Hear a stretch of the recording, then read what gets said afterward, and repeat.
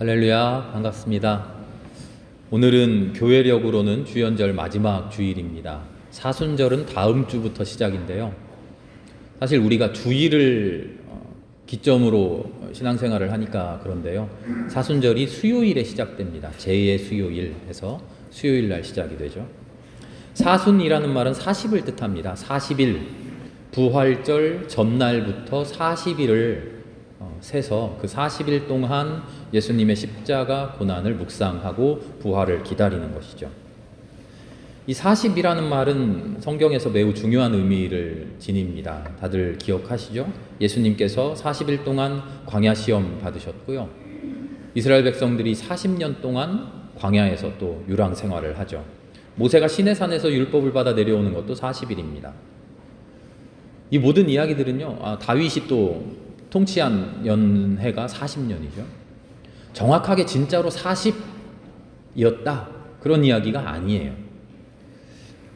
어떤 목표에 다다르기 위해 준비하는 기간, 수련의 기간, 완성되는 기간이 40이라고 이스라엘 사람들은 그렇게 생각했어요. 어떤 목표에 다다르기 위해서 준비하는 수련의 시간이라는 거죠. 이 수련을 가톨릭에서는 피정이라고 불러요. 리트리트라고 부르는데요. 우리 개신교회는 그런 말이 조금 부족하죠. 일상생활에서 벗어나서 영적인 훈련, 영적인 수련을 하는 기간이라는 거죠. 왜 훈련하고 왜 수련합니까? 예수의 부활, 그 부활의 은혜를 내 안에 제대로 온전하게 받아 누리기 위해, 받아 가지기 위해 일상과 똑같은 모습으로 기다리면 예수님의 은혜가, 하나님의 부활의 은혜가 그 은혜를 충만하게 내가 받지 못하는 거죠. 그 은혜를 받을 만한 사람이 될 수 있도록 나를 준비시키는 기간이라는 겁니다. 부활절을 준비하는 사순절을 우리가 흔히 슬픔의 시간처럼 생각을 하잖아요. 그리스도의 십자가 고난을 묵상하니까 그렇죠. 그런데 사순절의 진짜 의미는 슬픔이 아니라, 슬프게 지내는 게 아니라 훈련, 수련하는 겁니다. 일상생활을 계속하면서 그 일상생활 속에서 수양하는 마음과 자세로 나의 삶을 살피는 겁니다. 나는 그리스도인답게 살고 있는가? 나는 십자가 구원 얻을 만한 사람으로 살고 있는가? 계속 살피는 거예요. 그리스도의 삶을 거울 삼아서 나를 돌아보는 거죠. 그리고 옛사람을 죽이고 새 사람으로 거듭나는 그런 시간입니다. 우리 교회에는요, 전통적으로 2000년 동안 이 신앙의 훈련의 방법으로 두 가지, 기도와 금식을 권장해 왔습니다. 오늘은 금식에 대한 이야기를 하려고 그래요. 금식이라고 이야기하면 어떤 이미지가 처음에 딱 떠오르죠? 옛날에 삐쩍 마른 수도사들이 이렇게 양반다리 하고 딱 눈 감고 이러고 앉아가지고 기도하고 있는 그런 모습도 떠오르고요. 또 우리 80년대 거리에서 삭발하고 단식 투쟁하는 그런 민주투사들의 요즘도 있습니다. 그런 이미지도 떠오르죠. 그런데 실제로 금식은요, 전통적으로 금식은 하나님께 바치는 최고로 경건한 의례였어요. 의식이었어요. 종교 의식이었어요. 하나님이 들어주었으면 하는 간절한 바람이 있을 때, 혹은 참회할 일이 있을 때, 회개할 일이 있을 때 금식을 합니다. 다윗이 밧세바와의 불륜을 통해서 아이를 얻잖아요. 그런데 그 아이를 하나님께서 징벌해서 하나님이 데려가십니다. 그 아이가 아파요. 지금 죽을 지경이 되었어요. 그때 아이를 살려달라고 금식하며 기도했어요. 요나가 물고기 뱃속에 있다가 하나님이 건져주셔서 결국은 니느웨로 가죠. 가서 하나님의 심판을 선포합니다. 그랬더니 니느웨 백성들이 왕에서부터 가축에 이르기까지 회개를 하는데 어떻게 했다고 나오죠? 금식했다 그래요. 금식은요, 하나님께 간절히 매달려야 하는 일이 있을 때 행했던 종교적인 의식이었어요. 종교 의례였어요. 그런데 그런 종교 의례였을 뿐만 아니라 개인적인 신앙 훈련이었어요. 어떤 목적을 이루기 위한 수단에만 그친 게 아니라 삶의 엄숙한 상황 앞에서 나를 진지하게 돌아보도록 만드는 기회였던 거죠. 음식을 먹지 않으면 어떻게 됩니까? 배고프죠. 그냥 처음엔 배만 고프다가 그래도 안 먹고 그래도 안 먹으면 어떻게 되죠? 탈진하잖아요. 심지어는 죽기까지 해요. 나를 가장 나약한 상태로 스스로 몰아넣어가는 거예요. 나를 나약한 사람으로 만들어요. 생존의 기본적인 조건을 부정해요. 육신에 불평하는 목소리를 계속 들어요. 그러면서 하나님 앞에 매달리는 거예요. 그게 금식이죠. 영혼이 깊은 슬픔에 잠기도록 하는 것이죠. 하나님을 간절히 갈망하게 하는 것. 삶의 엄숙한 상황 앞에서 다른 모든 것에 의지하지 않고, 심지어 나의 생명을 이어줄 수 있는 음식마저도 의지하지 않고 하나님께 간절히 매달리는 것. 그게 금식입니다. 오늘 이사야서와 마태복음의 말씀을 읽었는데요. 이 두 말씀 속에는 이런 훌륭한 금식이 부정적으로 사용될 수 있는 일에 대해서 경계하고 있어요. 실제로 역사적으로는 이 금식이 왜곡된 경우가 많았어요. 어떻게 왜곡되었냐면, 율법주의가 지나치게 되면 금식을 의무화하거나 교리화합니다. 당신 금식했어? 이번 주에 몇 번이나 금식했어? 똑바로 못했네? 너 구원 못 받아?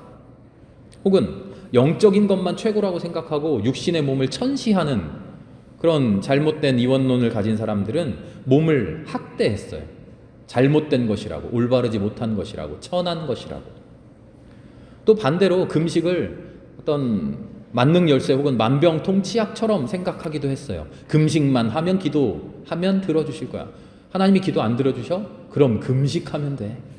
금식해봐. 40일 금식해봐. 금식까지 했는데 왜 기도가 이루어지지 않느냐고 오히려 하나님을 원망하는 지경까지 가죠.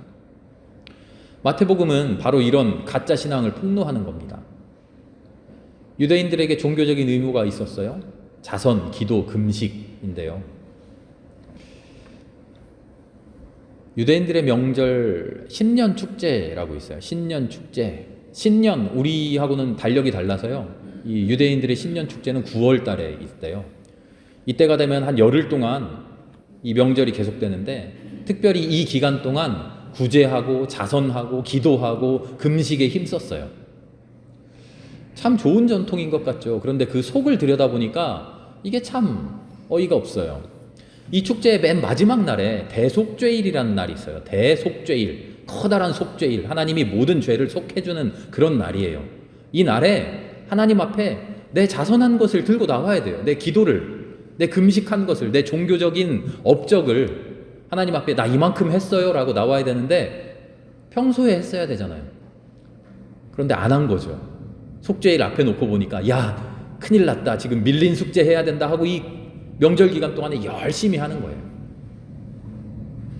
이게 진짜 구제, 진짜 기도, 진짜 금식이 될 수 있었을까요?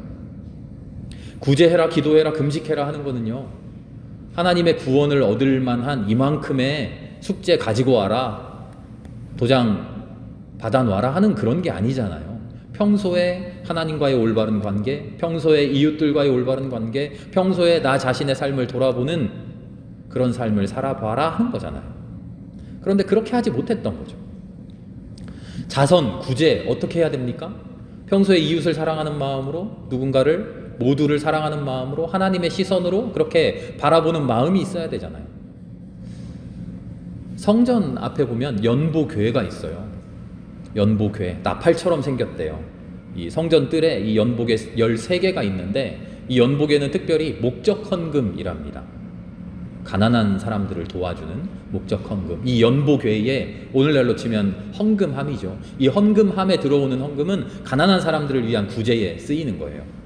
근데 예수님이 이런 이야기 하시잖아요. 이 연보궤에 한 여인이, 과부라고 되어 있는데요, 이 여인이 와서 2렙돈을 넣어요. 2렙돈 오늘날로 치니까 한 1-2천 원 정도 돼요. 2렙돈을 넣습니다. 부자는 어떻게 하죠? 자랑하면서 지갑 이렇게 꺼내가지고 돈을 막 이렇게 흔들면서, 그렇게까지는 안 했겠지만 과장하면서 봐 나 이만큼이나 넣어 하면서 연복에 헌금을 하는 거죠. 그런 식의 자선 하지 말아라. 기도할 때 어떻게 합니까? 사람들에게 보이게 하지 말고 숨어서 골방에서 하라, 그렇게 말씀하시잖아요.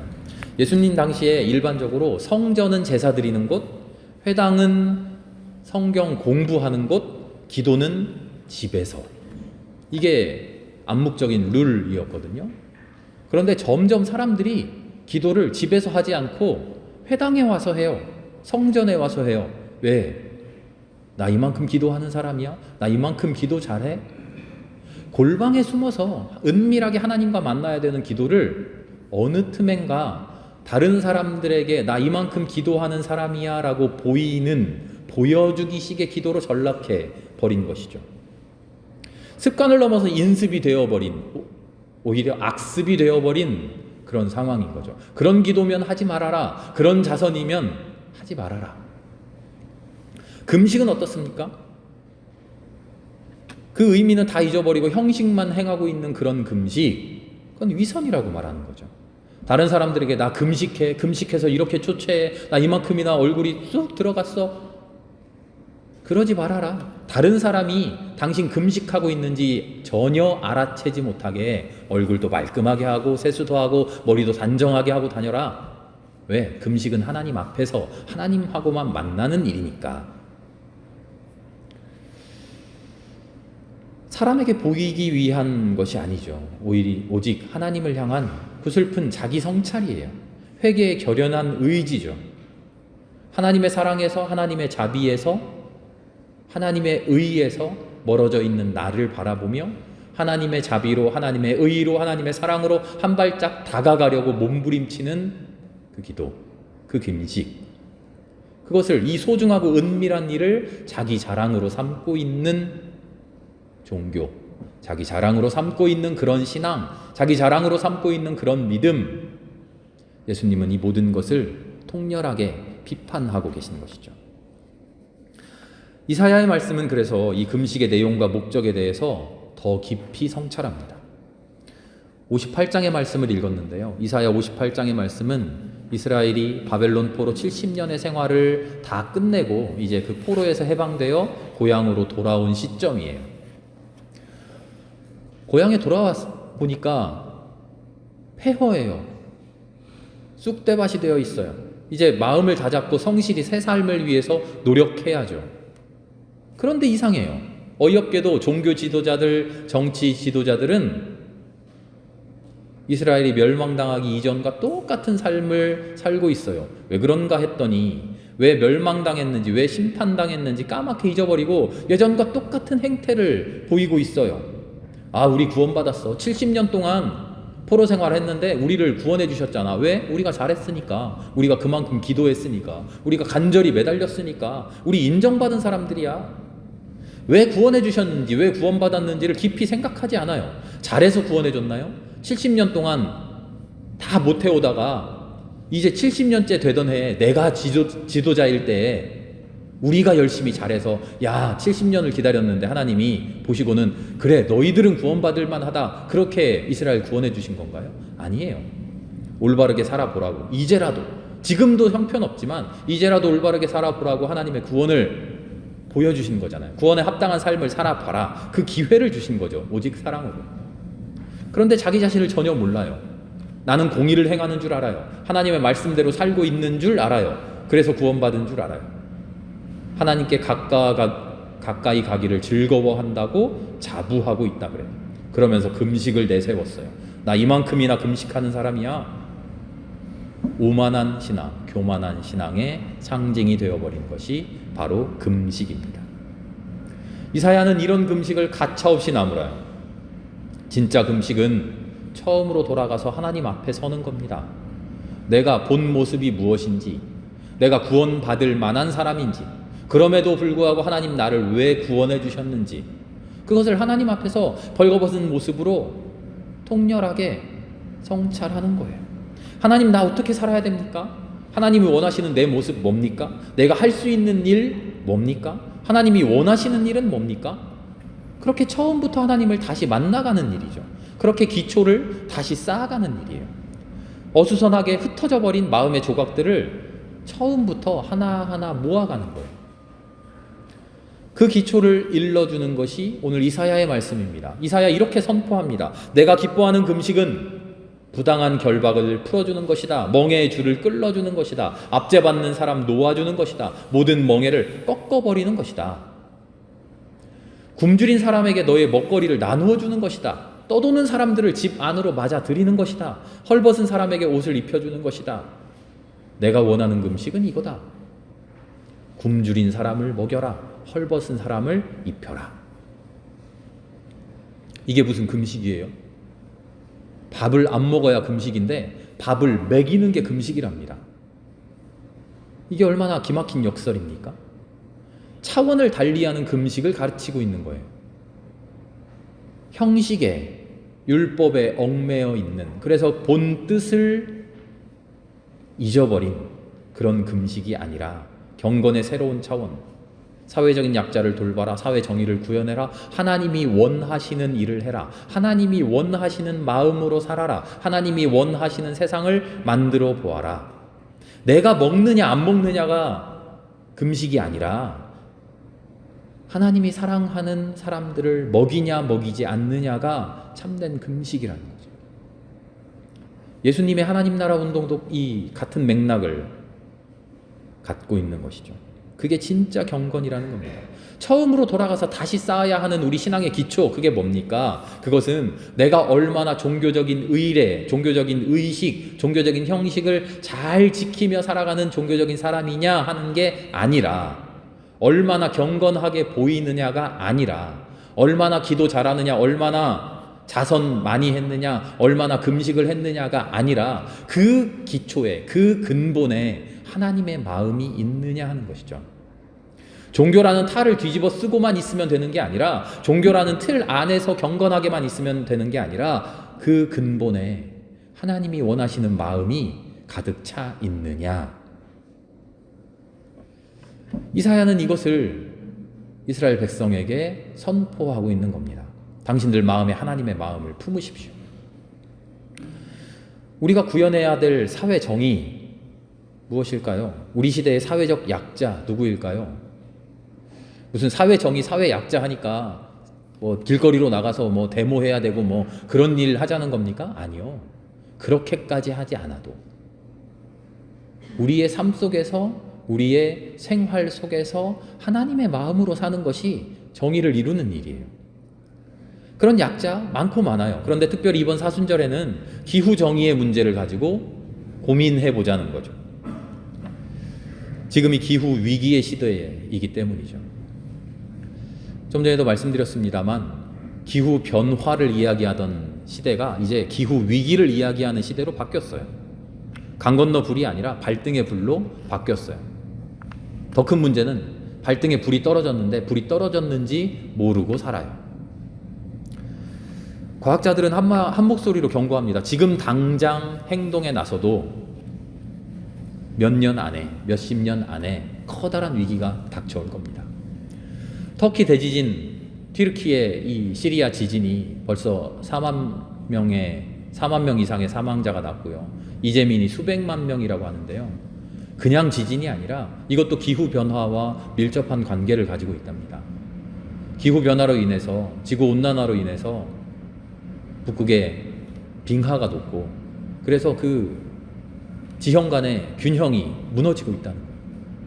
그럼 튀르키예에만, 시리아에만 지진이 날 겁니까? 아니요. 튀르키예에 지진이 나서 우리나라에도 영향을 줬대요. 지하수가 뭐 어떻게 바뀌고, 우리 닥친 일이에요. 우리 교단이 그동안 사회 정의를 많이 부르짖었죠. 최근에는 기후 정의 문제에 관심을 가지고 있습니다. 기후 변화, 기후 위기 하더니 이제는 기후 정의. 기후 정의는 뭡니까? 기후 변화로 인해서, 기후 위기로 인해서 그 위기, 그 피해를 직접적으로 당하는 최전선의 사람들이 사회의 약자들이라는 거예요. 우리 잘 알고 있잖아요. 여름에 에어컨 많이 돌려가지고 뭐 오존가스 나오고 뭐 이렇게 돼가지고 기온이 더 올라가잖아요. 다들 알고 계시죠? 그렇게 기온이 이상 상승하면 그 더위에 피해를 입는 사람이 누굴까요? 돈이 많아서 좋은 아파트에서 에어컨 빵빵 틀고 있는 사람들이 기온 상승에 피해를 입을까요? 아니요. 에어컨은커녕 선풍기 틀고 부채질로 여름을 나야 되는 사람들이, 부자들의, 돈 많은 사람들이 빵빵 틀어놓은 그 에어컨에 피해를 그들이 오롯이 다 당하고 있어요. 선진국이 탄소 배출을 엄청나게 합니다. 공장을 짓고 수많은 물건을 만들어내고 그것으로 누리며 살아갑니다. 그 탄소로 기후의 변화가 생기고 기후의 위기가 생기고 기후가 생기면, 이상현상이 발생하면 그 피해가 어디로 갑니까? 탄소 배출을 해보지도 않은 아프리카 국가들, 그런 국가들이 그 피해를 오롯이 다 담당합니다. 돈 많은 나라들 위기를 잘 대처한다고 합니다. 우리나라에도 지난 수도권 집중호우 때 기억나시죠? 큰 집에, 좋은 집에 사는 사람들 말고요, 반지하에 사는 사람들, 다 그런 사람들이 피해를 당했어요. 폭염이 왔을 때, 혹한이 왔을 때, 더위와 추위 때문에 고생하고 피해보는 사람, 에어컨 없는 사람, 난방시설 없는 사람, 부족한 사회적 약자들이죠. 그래서 기후 문제는 단순히 기후 위기가 아니라 기후 정의의 문제입니다. 불공평한 이 사회에 바로잡아야 할 정의의 문제인 것이죠. 금식 이야기 하다가 왜 뜬금없이 기후 문제로 넘어가 버립니까? 이사야의 말씀대로라면 우리가 다시 쌓아야 하는 신앙의 기초가 어디에 있느냐 하는 것이죠. 그 신앙의 기초가 내 삶 속에서의 하나님의 마음의 실천이라고 한다면, 그것이 하나님이 원하시는 정의의 문제라고 한다면, 약자 돌봄의 문제라고 한다면 우리는 무엇을 할 수 있을까요? 이 사순절의 기간에 나 혼자 종교적으로 밥 한 끼 안 먹고 주여 하고 있으면 그것으로 될까요? 물론 나에게 잘못된 위선적인 마음이 있다는 건 아닙니다만 그것으로 충분치 않다는 거죠. 정의를 위해 조그만 실천 하나라도 우리가 해야 되지 않을까요? 밥 한 끼 안 먹고 주여 하고 있는 것보다 밥 잘 먹고 튼튼하게 강건하게 하나님의 일을 하나라도 더 열심히 해보자는 거죠. 사회적인 약자 돌봄, 사회적인 구현의 일에 나서보자는 거죠. 거리로 나서서 주먹 불끈 쥐고 외치지 않아도 우리의 삶 속에서 충분한 일을 할 수 있다는 거예요. 광고 시간 말씀드린 대로 우리 기장이 교단 차원에서 탄소 금식 해보자고 이야기하는 게 바로 그런 겁니다. 지구온난화의 원인이 되는 탄소 배출 줄여봅시다. 일상생활하면서 수많은 것들을 배출하고 있는데 나도 모르게 쓰고 있는데 그것 좀 줄여봅시다. 살던 대로 살지 맙시다. 우리의 삶을 조금씩 바꿔봅시다. 그런 훈련 일상생활에서 해보자는 거죠. 이번 주간에는 TV 디지털 금식입니다.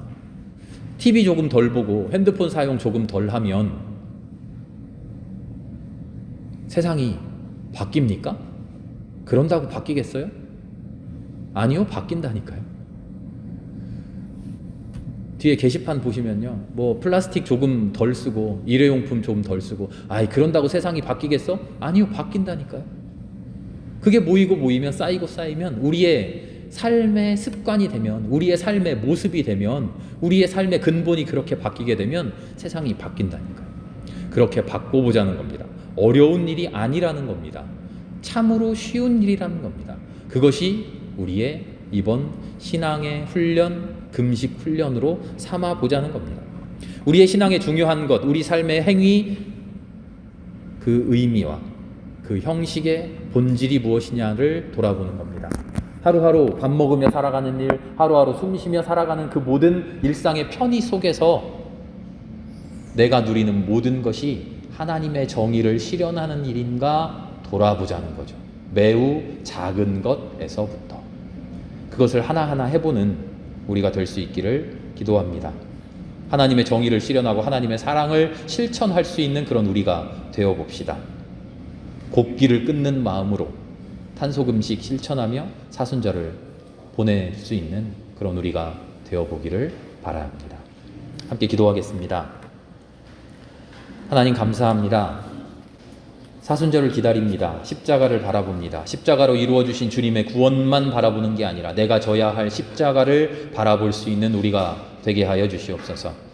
작은 일 해보려고 합니다. 그러나 그 일들을 주님께서 모아 큰 일로 이루실 줄 압니다. 그 결심과 실천들 위해 하나님 우리와 함께 하여 주시옵소서. 모든 말씀 예수님의 이름으로 기도드립니다. 아멘.